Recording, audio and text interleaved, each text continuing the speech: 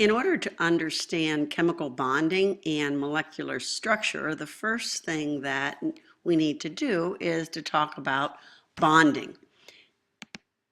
And so I kind of challenge you to explore this question.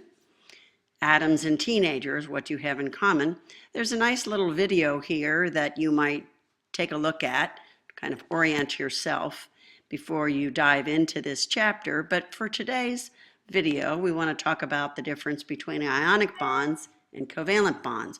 These are things you already know about. At least we've introduced that when we learned how to name compounds in the beginning of the year. Ionic bonds being those that involved a bond between a metal and a non-metal, but we'll explore in greater detail how this classification came about, and that's the subject of this podcast.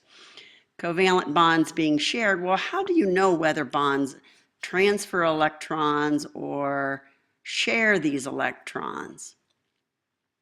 Well, the bottom line is that, remember that bonds form in order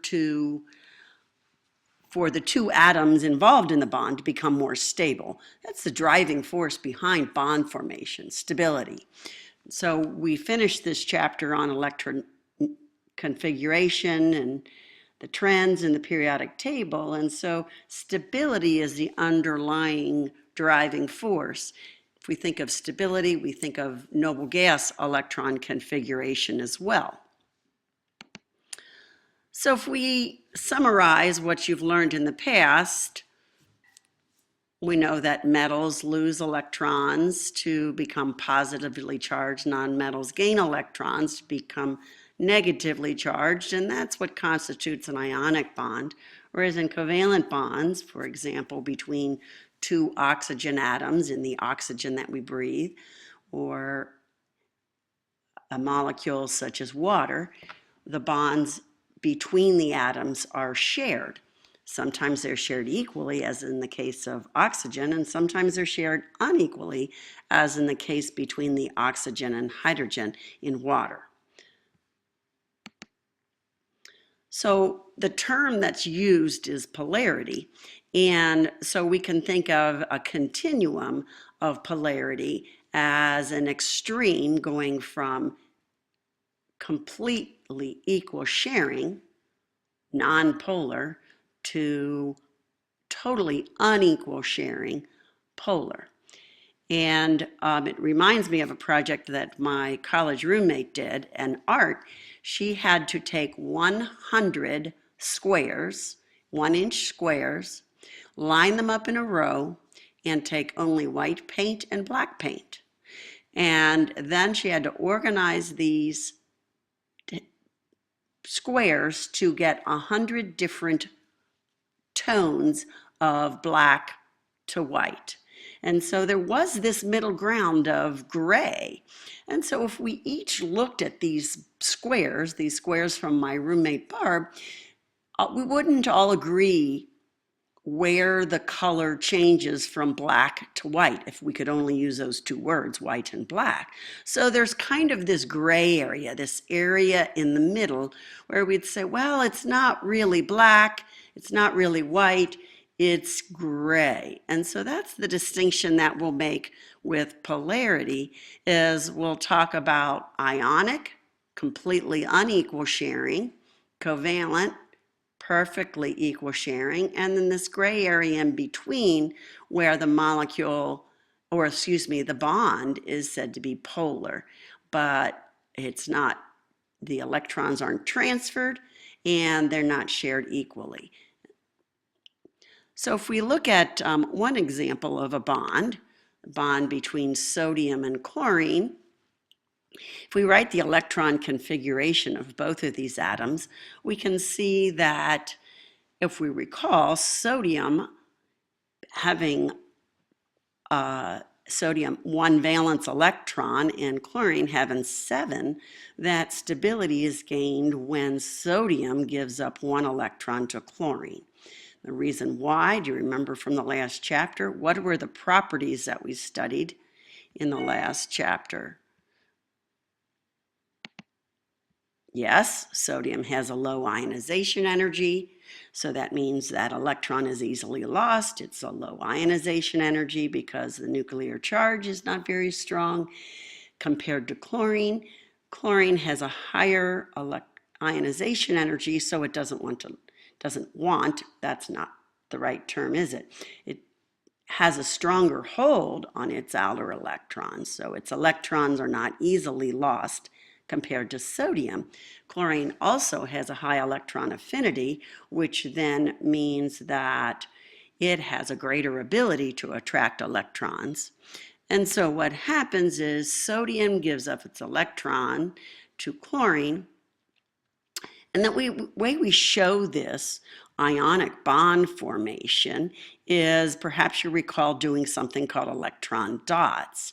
The dots here, shown in blue for the sodium atom and the chlorine atom, show the valence electrons that sodium has and the valence electrons that chlorine has, and the atom state. And then sodium's one electron is transferred to chlorine. So sodium becomes charged +1. We put that symbol of sodium into brackets. Likewise, chlorine, having picked up an extra electron, now has 8 valence electrons. And we again put it in brackets, and then we put the charge outside of the atom. And so what holds sodium chloride together isn't anything shared. They don't have anything in common. They don't share anything, but it is the fact that the ions are oppositely charged. Conversely, if we look at 2 chlorine atoms, we would say, well, both chlorine atoms have a strong attraction for their outer electron. Neither atom of chlorine can pull an electron away from the other chlorine atom. So in the end, these 2 atoms share the electron. Both have a high affinity for an electron, and so the option is for those 2 atoms to share the electron in the bond. The way in which we show that is sometimes taking the 2 dots, and I've circled those where the bond is, and replacing it with a line segment here. Notice that I have shown electrons that are on the chlorine that are not involved in a bond. These are called lone pairs. Lone pair electrons are those electrons not involved in a bond, and the line segment here represents the pair of electrons that the chlorine atoms share. So this is how a covalent bond would be shown. It would be called a nonpolar covalent bond because the atoms are the same, and so they would share their electrons equally. So we get to a point where we're like, well, how do we know? How do we know if the bond is ionic or covalent? Where is this gray area? So it turns out we have a scale, and we use the electronegativity to help us with this. And so if we look up the electronegativities, and you would not be expected to memorize electronegativities, but if we looked at them, we would be able to take the difference between 2 atoms that are bonded together, and if the difference exceeds 1.7, the bond would be called ionic, and if it's less than that, it would be called covalent bond. And then we break down covalent bonds into those that are nonpolar and those that are polar, depending on how different the 2 electronegativities are. But just like the squares in my roommate's paint project, yes, we have white and slightly off-white, but if you weren't comparing them together, you might say, well, they're both white, and you're correct. But which is more white? Well, we would say the one that has essentially no black in it. Likewise, you can have bonds that are nonpolar, and some are more polar than others, and that's where we'll be heading. So the next slide shows this difference, a little messy, but shows this difference, this cutoff between purely ionic, and I like to call ionic extreme polar because ionic bonds are polar. They're just so polar, we would call them ionic, a different name. Just like bicycle riding off the top of a cliff would be called extreme, whereas bicycle riding around the neighborhood would not be. So extreme polar is what is the term that I use to describe ionic compounds. To conclude this podcast, I'm going to ask you to do two things. Number one, I'm going to ask you to look at this list of bonds here between two different elements and answer to one, rank them from most to least polar using electronegativities that you'll look up. Second, you can use the periodic table and see if you can figure out a way without using the electronegativity difference, if you could use the periodic table to rank them similarly. And then look for an element that has an electronegativity that seems like it's outside of the trend. So that's the first thing that I'd like you to do.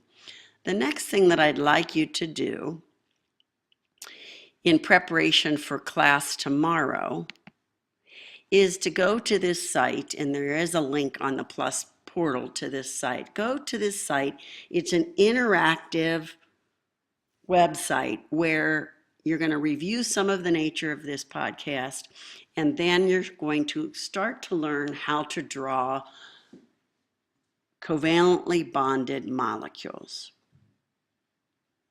So, number one, complete the answers to these questions.